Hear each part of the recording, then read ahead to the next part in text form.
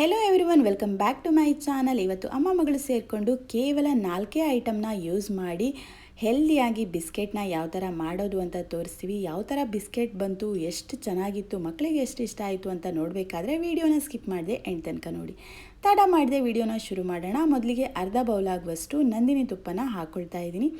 ಹಾಗೆ ಅರ್ಧ ಬೌಲ್ ಆಗುವಷ್ಟು ಬೆಲ್ಲನ ಪೌಡರ್ ಮಾಡಿ ಪುಡಿ ಮಾಡಿ ಹಾಕ್ಕೊಳ್ತಾ ಇದ್ದೀನಿ. ಈಗ ಬೆಲ್ಲ ಏನಿದೆ ಅದು ಚೆನ್ನಾಗಿ ತುಪ್ಪದಲ್ಲೇ ಮೆಲ್ಟ್ ಆಗಬೇಕು. ಈ ಥರ ಬೆಲ್ಲದ ಸಿರಪ್ ಮಾಡ್ಕೊಳ್ಳಿ. ಆಮೇಲೆ ಅದಕ್ಕೇ ನಾನಿಲ್ಲಿ 2 ಸೌಟ ಆಗುವಷ್ಟು ಗೋಧಿ ಹಿಟ್ಟನ್ನು ಹಾಕ್ಕೊಳ್ತಾ ಇದ್ದೀನಿ. ಹಾಗೆ 1 ಸೌಟ ಆಗುವಷ್ಟು ಓಟ್ಸ್ ಏನು ಸಿಗುತ್ತೆ ಅದನ್ನು ಹಾಕ್ಕೊಳ್ತಾ ಇದ್ದೀನಿ. ಇವಾಗ ಚೆನ್ನಾಗಿ ಅದರಲ್ಲಿ ಕಲಿಸ್ಕೊಳ್ಳಿ.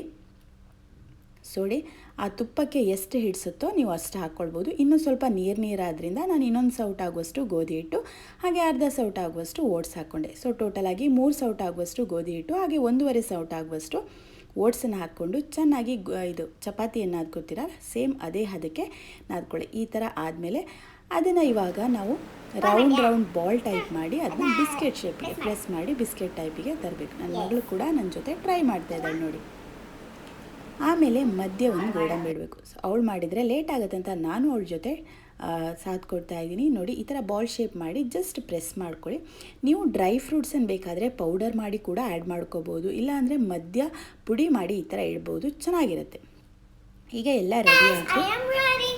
ಈಗ ಮಗಳು ಕೂಡ ತವಾ ಹತ್ರ ರೆಡಿಯಾಗಿ ನಿಂತ್ಕೊಳ್ಳಿ.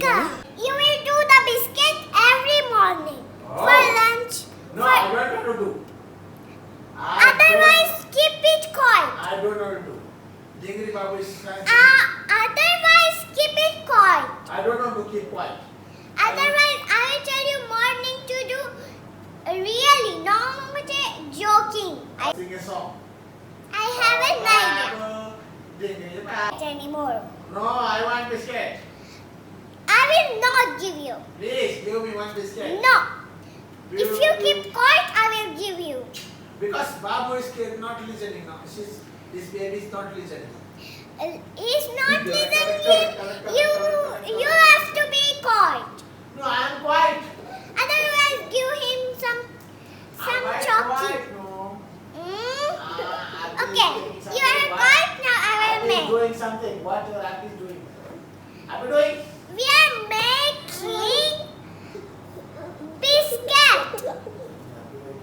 ಮಗಳದ್ದು ಬಟ್ಲರ್ ಇಂಗ್ಲೀಷ್ ಆಗೋದ್ರೊಳಗಡೆ ನಮ್ಮ ತವಾ ಕೂಡ ಕಾದಿತ್ತು. ಅದಕ್ಕೆ ಸ್ವಲ್ಪ ಎಣ್ಣೆ ಅಥವಾ ತುಪ್ಪ ಹಚ್ಕೊಂಡು ಎಲ್ಲ ಬಿಸ್ಕೆಟನ್ನು ಈ ಥರ ಪ್ಲೇಸ್ ಮಾಡಿ. ಇದು ನಾರ್ಮಲ್ ಆಗಿ ಏರ್ ಫ್ರೈಯರ್ ಅಥವಾ ಓವನಲ್ಲಿ ಮಾಡುವಂಥ ರೆಸಿಪಿ, ಬಟ್ ನಾನಿವತ್ತು ತವಾದಲ್ಲೇ ಮಾಡಿ ತೋರಿಸ್ತಾ ಇದ್ದೀನಿ. ಯಾಕಂದರೆ ಎಲ್ಲರ ಮನೆಯಲ್ಲೂ ತವಾ ಅವೈಲೇಬಲ್ ಇರುತ್ತೆ. ಅದಕ್ಕೋಸ್ಕರ ಎಲ್ಲದನ್ನು ಇಟ್ಟು ಲಿಡ್ ಕ್ಲೋಸ್ ಮಾಡಿ ಒಂದು 3 ನಿಮಿಷ ಮೀಡಿಯಮ್ ಉರಿನಲ್ಲೇ ನಾನು ಫ್ರೈ ಮಾಡ್ಕೊಳ್ತಾ ಇದ್ದೀನಿ. ನೋಡಿ, ತುಂಬ ಕರಟಿ ಹೋಗ್ಲಿಕ್ಕೆ ಬಿಡಬೇಡಿ. ನೀವು ಮಧ್ಯ ಸ್ವಲ್ಪ ಚೆಕ್ ಮಾಡಿಕೊಂಡು ಅದನ್ನ ಟರ್ನ್ ಮಾಡಿ ನೋಡ್ಕೊಳ್ತಾ ಇರಿ. ಯಾಕಂದರೆ ಫುಲ್ ಕರಟೋದ್ರೆ ಅಷ್ಟು ಚೆನ್ನಾಗಿ ಬರಲ್ಲ, ಅದಕ್ಕೋಸ್ಕರ. ಈ ಮೇಲೆ ಟರ್ನ್ ಆದಮೇಲೆ ಇನ್ನೊಂದು ಸಲ ಲಿಡ್ ಕ್ಲೋಸ್ ಮಾಡಿ ಇನ್ನೊಂದು 3 ನಿಮಿಷ ಮೀಡಿಯಮ್ ಉರಿನಲ್ಲೇ ಕರೆಕ್ಟಾಗಿ ಬೆಂದಿದೆಯಾ ಇಲ್ವಾ ಅಂತ ಚೆಕ್ ಮಾಡ್ಕೊಳ್ಳಿ. ಯಾಕಂದರೆ ಗೋಧಿ ಹಿಟ್ಟು ಬೇಯಲಿಕ್ಕೆ ಸ್ವಲ್ಪ ಟೈಮ್ ಆಗುತ್ತೆ, ಅದಕ್ಕೋಸ್ಕರ. ಈಗ ನೋಡಿ, ನಂದು ಆಲ್ಮೋಸ್ಟ್ ಎಲ್ಲ ಚೆನ್ನಾಗಿ ಬೆಂದಾದಮೇಲೆ ಒಂದು ಪ್ಲೇಟಿಗೆ ಎತ್ತಿಟ್ಕೊಂಡ್ರೆ ಬಿಸ್ಕೆಟ್ ರೆಡಿ ಆಯಿತು. ಯಾವ ಥರ ಈ ಬಿಸ್ಕೆಟ್ ಬಂತು ಅಂತ ನನ್ನ ಚಿಕ್ಕ ಮಕ್ಕಳಿಗೆ ಕೇಳೋಣ ಬನ್ನಿ. Biscuit ready.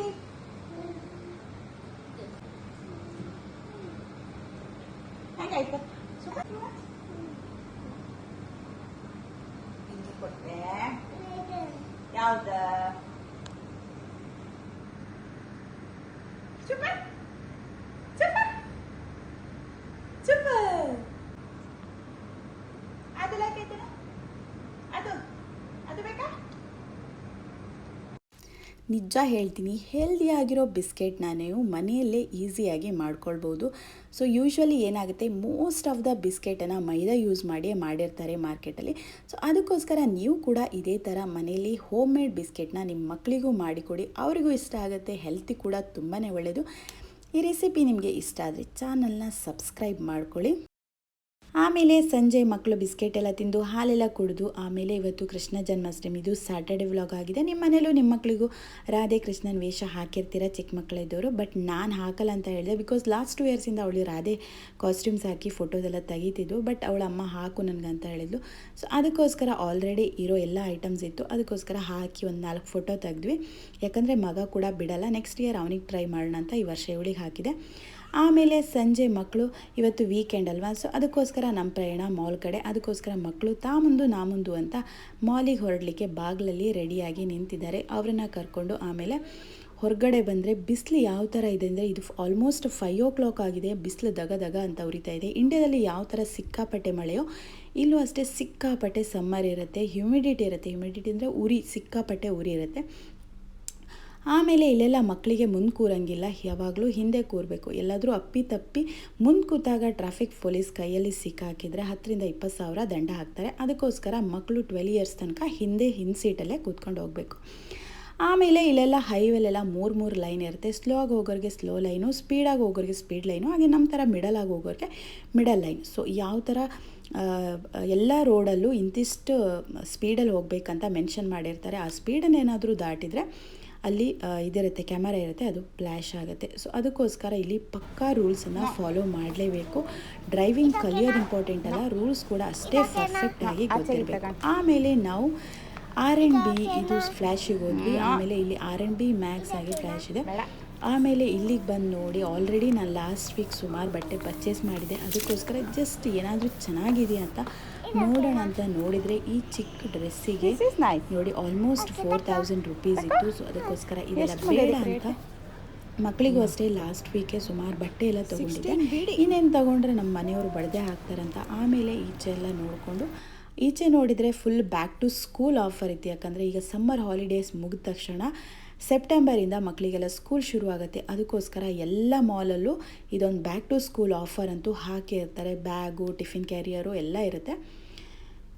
ಸೊ ಅವಳ ಹತ್ರ ಎಲ್ಲ ಆಲ್ರೆಡಿ ಹೊಸ ತೆಗ್ದು ಕೊಟ್ಟಿರೋದ್ರಿಂದ ಇನ್ನೊಂದು 2-3 ತಿಂಗಳಾಗಿದೆ ಅಷ್ಟೇ. ಅದೆಲ್ಲ ಚೆನ್ನಾಗಿರೋದ್ರಿಂದ ಅವಳಿಗೆ ಬೇಡ ಅಂತ ಇನ್ನೇನಾದರೂ ಇದೆಯಾ ಎಕ್ಸ್ಟ್ರಾ, ಏನಾದರೂ ಸಮಥಿಂಗ್ ಸ್ಪೆಷಲ್ ಏನಾದರೂ ಇದೆಯಾ ಅಂತ ನೋಡ್ತಾ ಇದೆ. ಬಟ್ ಎಲ್ಲದು ಸಿಕ್ಕಾಪಟ್ಟೆ ಕಾಸ್ಟ್ಲಿ ಇತ್ತು. ಕೆಲವು ಐಟಮ್ ಚೆನ್ನಾಗಿತ್ತು, ಬಟ್ ಸಿಕ್ಕಾಪಟ್ಟೆ ಕಾಸ್ಟ್ಲಿ ಆದ್ದರಿಂದ ಆಲ್ರೆಡಿ ತೊಗೊಂಡಿರೋದ್ರಿಂದ ಬೇಡ ಅಂತ ಮಗಿಗೆ ಒಂದು ಚಿಕ್ಕ ಚಪ್ಪಲ್ ತೊಗೊಂಡು ಅಲ್ಲಿಂದ ಹೊರಟ್ವಿ, R&Bಯಿಂದ ಹೊರಟ್ವಿ. ವೀಕೆಂಡ್ ಬಂತು ಅಂದರೆ ನನ್ನ ಮಗಳಂತೂ ಅಮ್ಮ ಆಟ ಆಡ್ಲಿಕ್ಕೆ ಹೋಗೋಣ ಅವಳಿಗೆ ಇದು ಮಾಲಲ್ಲಿ ಆಟ ಆಡ್ಲಿಕ್ಕಿರುತ್ತಲ್ಲ, ಸೊ ಅದಂದರೆ ತುಂಬಾ ಇಷ್ಟ.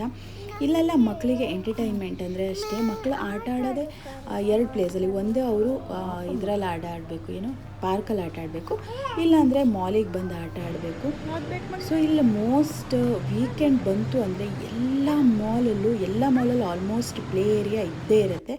ಆ ಪ್ಲೇ ಏರಿಯಾದಲ್ಲಂತೂ ಸಿಕ್ಕಾಪಟ್ಟೆ ರಶ್. ಮನೆಯಲ್ಲಿ ಮಕ್ಕಳೆಲ್ಲ ಲೂಟಿ ತಾಳ್ಲಿಕ್ಕೆ ಆಗದಿದ್ದ ಮಕ್ಕಳೆಲ್ಲ ಈ ಮಾಲಲ್ಲೇ ಇರ್ತಾರೆ. ಯಾಕಂದರೆ ಫುಲ್ ಅರಬಿಗಳೆಲ್ಲ ಆಲ್ಮೋಸ್ಟ್ ಮಕ್ಕಳನ್ನ ಈ ಪ್ಲೇ ಏರಿಯಾಗೆ ತಂದೇ ಬಿಡ್ತಾರೆ. ಯಾಕಂದರೆ ಮನೆಯಲ್ಲಿ ಸಿಕ್ಕಾಪಟ್ಟೆ ರಗಳೆ ಮಾಡ್ತಾರಲ್ಲ, ಅದಕ್ಕೋಸ್ಕರ. ನಾವೆಲ್ಲ ಸಣ್ಣವರು ಇರುವಾಗ ಗದ್ದೆ ಬಯಲು ಅದರಲ್ಲೆಲ್ಲ ಆಟ ಆಡಿ ಎಷ್ಟು ಎಂಜಾಯ್ ಮಾಡ್ತಾಯಿದ್ವಿ ನೋಡಿ. ಈಗಿನ ಮಕ್ಕಳಿಗೆ ಹೊರಗಿನ ಪ್ರಪಂಚನೇ ಗೊತ್ತಿಲ್ಲ.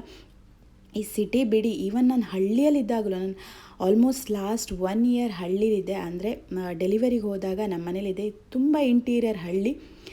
ನಾವೇ ಈವನ್ ಮಳೆ ಬಂದಾಗ ಮಳೇಲಿ ನೆನಿಬೇಡ, ಶೀತ ಆಗುತ್ತೆ, ಮಣ್ಣಲ್ಲಿ ಆಡಬೇಡ, ವೈರಸ್ ಬರುತ್ತೆ, ಜರ್ಮ್ಸ್ ಬರುತ್ತೆ ಅಂತ ನಾವೇ ಎಷ್ಟು ಆ ಮಕ್ಕಳಿಗೆ ರಿಸ್ಟ್ರಿಕ್ಷನ್ ಆಗ್ತೀವಿ. ಬಟ್ ನಮ್ಮ ಕಾಲದಲ್ಲಿ ಏನಾಗ್ತಿತ್ತು ಅಂದರೆ, ನಮಗೂ ಅಮ್ಮ ಬೈತಾಯಿದ್ರು ಮಳೇಲಿ ನೆನಿಬೇಡ ಅಂತ. ಬಟ್ ಆದರೂ ಕೇರೆ ಮಾಡ್ತಿರಲಿಲ್ಲ. ಮಳೆಯಲ್ಲೆಲ್ಲ ಹೋಗಿ ಆಟ ಆಡಿ ಅದ್ರ ಗಮ್ಮತ್ತೇ ಬೇರೆ ಆಗ್ತಿತ್ತು. ಬಟ್ ಈಗಿನ ಮಕ್ಕಳಿಗೆ ಸಿಟಿಲಿರೋ ಮಕ್ಕಳಿಗೆ ಆ ಥರ ಆಪ್ಷನ್ ಇಲ್ಲ. ಬಟ್ ಹಳ್ಳಿಲಿರೋ ಮಕ್ಕಳು ಕೂಡ ಆ ಥರ ಲೈಫನ್ನ ಎಂಜಾಯ್ ಮಾಡಲ್ಲ. ಅವರು ಮನೆಯೊಳಗೆ ಕೂತ್ಕೊಂಡು TV, ಮೊಬೈಲ್ ಅಂತ ಅದರಲ್ಲೇ ಮುಳುಗಿರ್ತಾರೆ. ಸೊ ಆದಷ್ಟು ನಿಮ್ಮ ಮಕ್ಕಳನ್ನ ಈವನ್ ಹಳ್ಳಿಲಿದ್ದರೆ ಅವರಿಗೆ ಸ್ವಲ್ಪ ಈ ಥರ ಮಣ್ಣಲ್ಲಿ ಆಡೋದ್ರಿಂದ ತುಂಬಾ ಹೆಲ್ತ್ ಬೆನಿಫಿಟ್ಸ್ ಕೂಡ ಇದೆ. ಈಗ ವೈರಸ್ ಬರುತ್ತೆ, ಅದು ಬರುತ್ತೆ, ಇದು ಬರುತ್ತೆ ಅಂತ ಅವನ್ನ ರಿಸ್ಟ್ರಿಕ್ಟ್ ಮಾಡೋದಕ್ಕಿಂತ ಆದಷ್ಟು ಅವನ್ನ ಫ್ರೀಡಮ್ ಆಗಿ ಬಿಟ್ಟರೆ ತುಂಬ ಚೆನ್ನಾಗಿರುತ್ತೆ ಅಂತ ನನ್ನ ಅನಿಸಿಕೆ. ನೋಡಿ, ಇದು ಪ್ಲೇ ಏರಿಯಾ. ಸಾಟರ್ಡೆ ಆದ್ದರಿಂದ ಸ್ವಲ್ಪ ಮಕ್ಕಳು ಕಡಿಮೆ ಇದ್ದಾರೆ. ಫ್ರೈಡೇ ಏನಾದರೂ ಬಂತು ಅಂದರೆ ಅಪ್ಪ ಕಾಲು ಹಾಕ್ಲಿಕ್ಕೆ ಜಾಗ ಇರಲ್ಲ, ಅಷ್ಟು ಮಕ್ಕಳು ಕಿಚಿ ಅಂತ ಇರ್ತಾರೆ. ಇಲ್ಲೇನಂದರೆ 1 hour ಒಳಗಡೆ 1 hour ಪ್ಲೇ ಮಾಡಿದರೆ ಇದಕ್ಕೆ ಆಲ್ಮೋಸ್ಟ್ 450 rupees ಕೊಡಬೇಕು. 1 hour ಅಷ್ಟೇ ಟೈಮ್. 1 hour ಆದಮೇಲೆ ಅವ್ರು ನಮ್ಮನ್ನು ಹೊರಗಡೆ ಕಳಿಸ್ತಾರೆ. ಇಲ್ಲೆಲ್ಲ ಚಿಕ್ಕ ಮಕ್ಕಳನ್ನ, ಸ್ವಲ್ಪ ಸಣ್ಣ ಮಕ್ಕಳಾದರೆ ಅಮ್ಮಂದರು ಕೂಡ ಒಳಗಡೆ ಬರ್ಬೋದು. ಸ್ವಲ್ಪ ದೊಡ್ಡ ಮಕ್ಕಳಾದರೆ ಅವ್ರನ್ನ ಎಂಟ್ರಿ ಮಾಡಿ ಒಳಗಡೆ ಬಿಡಬೇಕು. ಆವಾಗ ಅವರೇ ಆಟ ಆಡ್ಕೊಂಡು ಹೊರಗಡೆ ಬರ್ತಾರೆ. ನಾನು ಒಳಗಡೆ ಬಂದಿದ್ದೆ, ಬಿಕಾಸ್ ಅಷ್ಟೇನು ದೊಡ್ಡವಳಲ್ಲ, ಅದಕ್ಕೋಸ್ಕರ ನಾನು ಕೂಡ ಒಳಗಡೆ ಬಂದಿದ್ದೆ. ನೋಡಿ, ಆಲ್ಮೋಸ್ಟ್ 6:30 ಆಗಿತ್ತು. ಆದರೂ ಎಷ್ಟು ಬಿಸಿಲಿದೆ ಅಂದರೆ ಹೆವಿ ಬಿಸಿಲಿಲ್ಲಿ. ಸೊ ಇಂಡಿಯಾದಲ್ಲಿ ಯಾವ ಥರ ಸಿಕ್ಕಾಪಟ್ಟೆ ಮಳೆಯೋ ಇಲ್ಲಿ ಅಷ್ಟೇ ಸಿಕ್ಕಾಪಟ್ಟೆ ಹ್ಯುಮಿಡಿಟಿ, ಹಾಗೆ ಬಿಸಿಲು. ನೋಡಿ ನನ್ನ ಮಗಳು ಸೈನ್ಯಕ್ಕೆ ಸೇರೋ ಎಲ್ಲ ಟ್ರಯಲ್ ಕೂಡ ಮಾಡ್ತಾ ಇದ್ದಾಳೆ. ಇಲ್ಲಿ ಮಕ್ಕಳಿಗೆ ಎಂಟರ್ಟೈನ್ಮೆಂಟ್ ಅಂದರೆ ಅವರಿಗೆ ಹೊರಗಡೆ ಪ್ರಪಂಚನೇ ಗೊತ್ತಿರಲ್ಲ, ಒಂಥರ ಒಳಗಡೆ ಕೂತು ಇದಾಗಿರ್ತಾರೆ ನೋಡಿ. ನಂತರ ಅಮ್ಮಂದರು ಒಳಗಡೆ ಬಂದು ಈ ಥರ ನುಸಿ ಹೊಡಿತಾರೆ. ಆಮೇಲೆ ಇದನ್ನೆಲ್ಲ ಮುಗಿಸಿ ನಾವು ಊರಲ್ಲಾದರೆ ಈ ಥರ ಹಬ್ಬ ಹರಿದಿನಗಳೆಲ್ಲ ಈ ಥರ ನೋಡ್ಬೋದು. ಹಳ್ಳಿಗಳಲ್ಲಿ, ಸಿಟಿಗಳಲ್ಲೆಲ್ಲ ಆಲ್ಮೋಸ್ಟ್ ಎಲ್ಲ ಮಾಲಲ್ಲೂ ಇರುತ್ತೆ. ನಾನು ಹಳ್ಳಿಯಲ್ಲಿ ಹುಟ್ಟಿರೋದ್ರಿಂದ ಹಳ್ಳಿಯಲ್ಲಿ ಮೆನ್ಷನ್ ಮಾಡ್ತಾ ಇರೋದು. ಇದೆಲ್ಲ ಮೊದಲೆಲ್ಲ ಕೊಡಿ ಹಬ್ಬ, ನಮ್ಮ ಕುಂದಾಪುರದಲ್ಲಾದರೆ ಕೊಡಿ ಹಬ್ಬದಲ್ಲೆಲ್ಲ ಈ ಥರ ಇರ್ತಿತ್ತು. ಬಟ್ ಇವಾಗ ಹಾಗಲ್ಲ, ಎಲ್ಲ ಕಡೆಯೂ ಈ ಥರ ಒಂದು ದೊಡ್ಡ ಹೋಟೆಲ್, ಸ್ಟಾರ್ ಹೋಟೆಲ್ಗಳಲ್ಲೆಲ್ಲ ಈ ಥರ ಮಕ್ಕಳಿಗೆ ಪ್ಲೇ ಏರಿಯಾ ಅಂತ ಸಪ್ರೇಟ್ ಮಾಡಿರ್ತಾರೆ.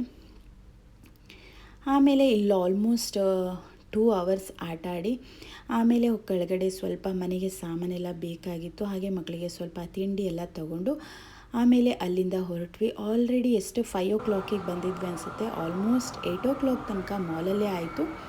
ವೀಕೆಂಡ್ ಬಂತು ಅಂದರೆ ಹೀಗೆ ಮಕ್ಕಳಿಗೆ ಸ್ವಲ್ಪ ರಿಫ್ರೆಶ್ ಆಗಲಿ ಅಂತ. ಇಲ್ಲಾಂದರೆ ಯೂಶ್ವಲಿ ನಾನು ಪಾರ್ಕಿಗೆ ಹೋಗ್ತಾಯಿದ್ದೆ, ಬಟ್ ಈಗ ಮನೆ ಹತ್ತಿರ ಪಾರ್ಕ್ ಸ್ವಲ್ಪ ಕ್ಲೋಸ್ ಇರೋದ್ರಿಂದ ಅವಳಿಗೆ ಸ್ವಲ್ಪ ಸಮ್ಮರ್ ಹಾಲಿಡೇ, ಅವಳಿಗೆ ಮನೇಲಿದ್ದು ಬೋರ್ ಆಗುತ್ತೆ. ಅದಕ್ಕೋಸ್ಕರ ಆಲ್ಮೋಸ್ಟ್ ಒಂದು 1 ವಾರ 15 days ಒಂದ್ಸಲ ಈ ಥರ ಮಾಲಲ್ಲಿ ಬಂದು 2 hours ಆಟ ಆಡ್ಕೊಂಡು ಹೋಗ್ತೀವಿ. ಎಲ್ಲ ಮಾಲಲ್ಲೂ ಇಲ್ಲಿ ಆಲ್ಮೋಸ್ಟ್ ಎಲ್ಲ ಮಾಲಲ್ಲೂ ಈ ಥರ ಪ್ಲೇ ಏರಿಯಾ ಅಂತೂ ಇದ್ದೇ ಇರುತ್ತೆ. ದುಡ್ಡು ಕೊಟ್ಟರೆ ಆಯಿತು, ದುಡ್ಡು ಇದ್ದವನೇ ದೊಡ್ಡಪ್ಪ ಅಂತಾರಲ್ಲ, ಅದೇ ಥರ ದುಡ್ಡು ಕೊಟ್ಟು ಆಟ ಆಡಿ ಹೋಗೋದು. ನಾವೆಲ್ಲ ಫ್ರೀಯಾಗಿ ಆಟ ಆಡಿಕೊಂಡು ಬೆಳೆದವರು. ಬಟ್ ಈಗಿನ ಮಕ್ಕಳು ಎಲ್ಲದಕ್ಕೂ ದುಡ್ಡು ಇನ್ವೆಸ್ಟ್ ಮಾಡಿದರೆ ಮಾತ್ರ ಈ ಥರ ಎಂಟರ್ಟೈನ್ಮೆಂಟ್ ಸಿಗುತ್ತೆ.